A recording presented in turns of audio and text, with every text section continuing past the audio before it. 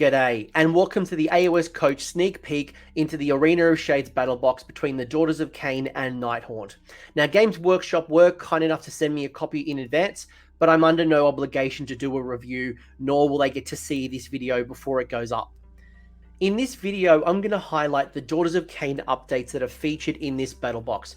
I'm going to show you the rules for the new hero, the High Gladiatrix, as well as show you the points and a sneak peek into the lore. Now, from the Daughters of Khaine side, you will get the High Gladiatrix, Yelena. You'll get 5 Doomfire Warlocks. You'll get 10 Sisters of Slaughter, as well as 5 Khinerai.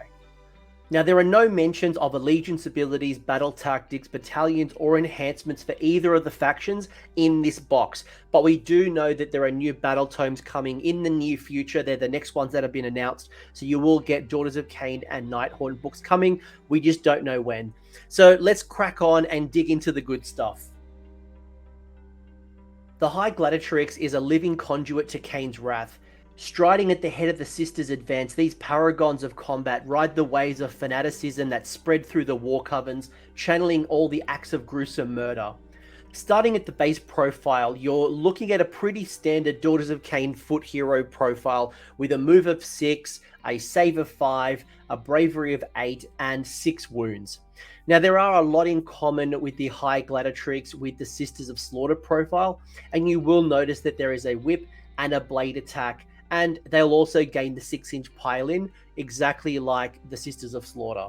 Now, the whip attack is a 3-inch range, which is a little higher than those Sisters of Slaughter, with 4 attacks, hitting on 3s, wounding on 3s, rend -1 for 1 damage. Now, while the blade attack is a 1-inch attack, you get 2 of those, hitting on 3s, wounding on 3s, rend 1 for 1 damage. On top of having the ability to pile in from within 6 inches of an enemy, as well as gaining that extra 3 inches when making a pile-in move, there are 2 additional abilities. The first one is Killing Stroke.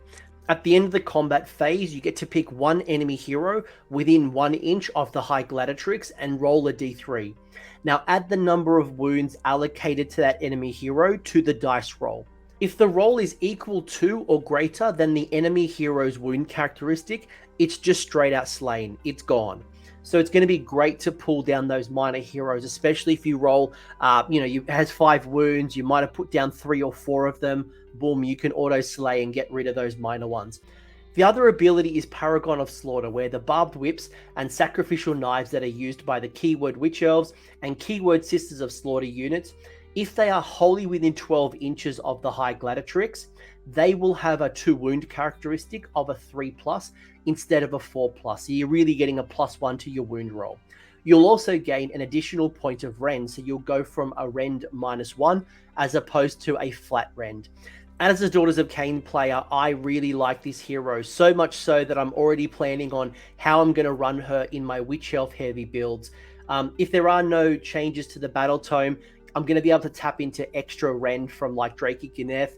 I could use Mind Razor, for example. There's going to be a whole bunch of ways to get those rends up and get some additional boosts, but who knows what's going to happen to the blood rights table. But I really like this one for Killing Stroke to kind of auto slay, although to be within 1 inch of a enemy hero and to pull it down, especially those support heroes, might be a little bit hard on the tabletop. But even just to buff those Witch Elves and Sisters of Slaughter, I think this model is going to be worth a lot of value on the table.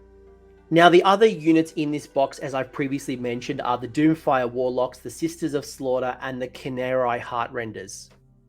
Starting with the changes to the Khinerai Heartrenders, they have gone to a base save of a 5+, instead of what they used to be, which was a 6+. Now, their move characteristic is still 14, their bravery is 7, their wounds are 1, so nothing really changed, as were the missile weapon profile. That has really changed the same. There was a change with the melee weapon profile, and they've gone down from a 2-inch range down to a 1-inch range. They've still got 1 attack, they still hit on 4s, they still wound on 3s, they've still got rend 1 for 1 damage. It's just that their range has gone down a little bit when it comes to melee. You've lost the rules for the Heart Piercer shield, so that used to give you a +1 to your save in melee and bounce mortal wounds on a 6+. That's gone.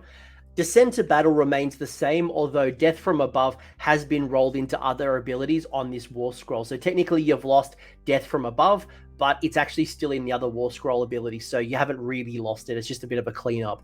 The other part is that, and one that I really like, is the Fire and Flight ability has been boosted because you no longer need to roll that 4+ to make the extra move. So in the olden book, you would make a shooting attack, and then on a 4+, it would move 6 inches. You could move your model 6 inches after it's shot, but now you can still do that same move. It's just that it doesn't require a dice roll. Now, despite this being a dual kit, so your Khinerai Heartrenders and your Life Takers, there are no references to the Life Takers in this box, so I have no idea if the points have changed or the rules have changed. When it comes to Sisters of Slaughter, there really hasn't been many changes there. Your move, your save, your bravery, your wounds are all the same. Both of your melee profiles are the same. The Handmaiden's the same. The Hornblower's the same.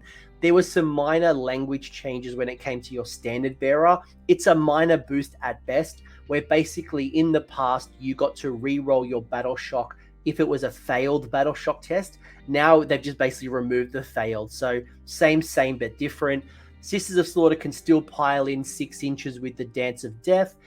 You've still kept your bladed bucklers for your +1 to your save, as well as you still bounce mortal wounds if you roll a 6 on your save. So literally same when it comes to Sisters of Slaughter.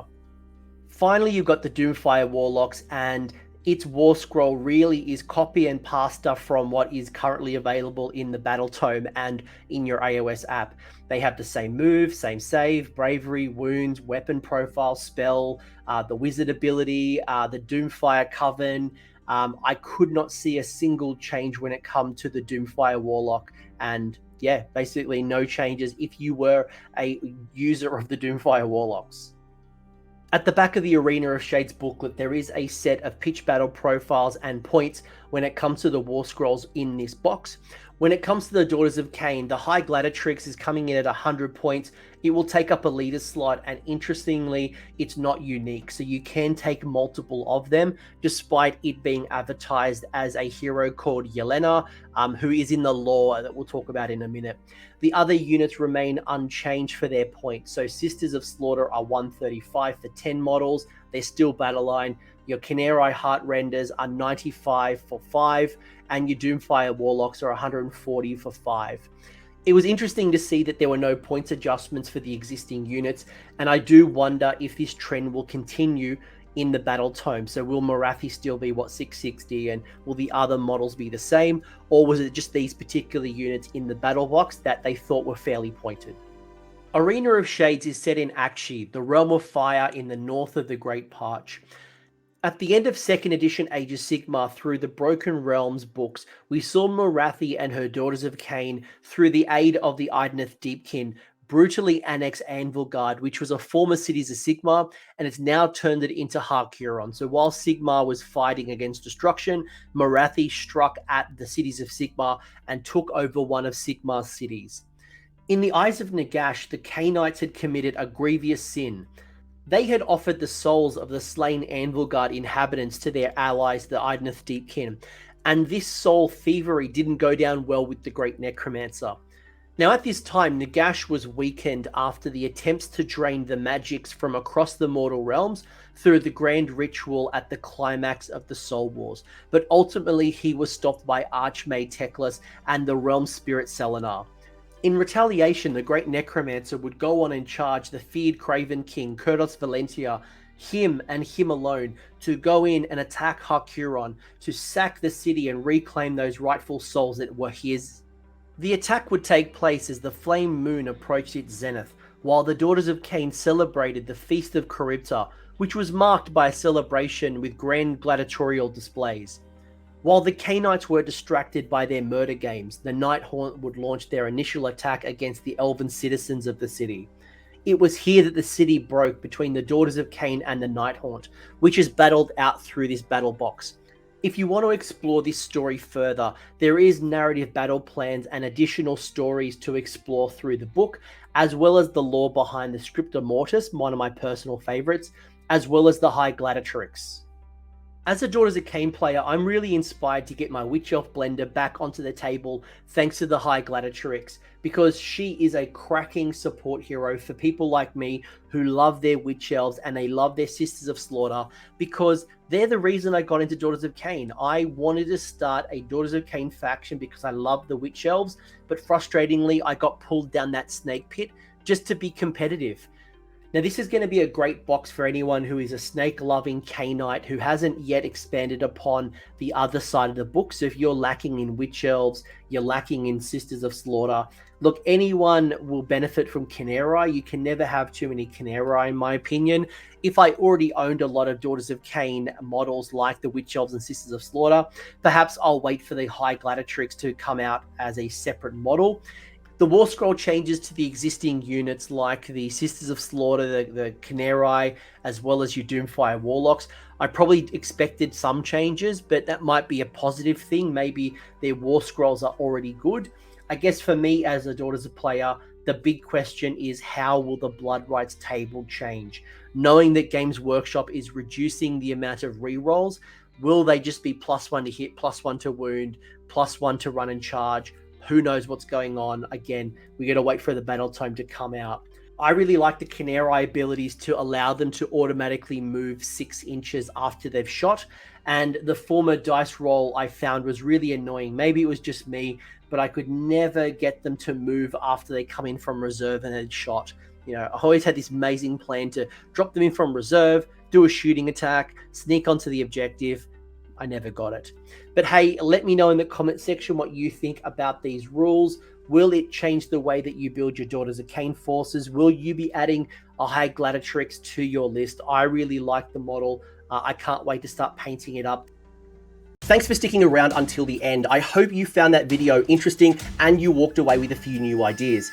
If you did, I would appreciate it if you hit like on the video, as well as left me a comment. Let me know what your thoughts are in the comment section below. The conversation will continue over on Discord, so link is down below in the episode description if you want to join the Discord and continue the Age of Sigmar conversation. I want to give a massive shout out as well to these absolute bloody legends, these champions who have continued to support me through Patreon or YouTube members. That is going directly into supporting the maintenance and the growth of this channel. So thank you very much, guys. Much appreciated. And until next time, roll more 6s.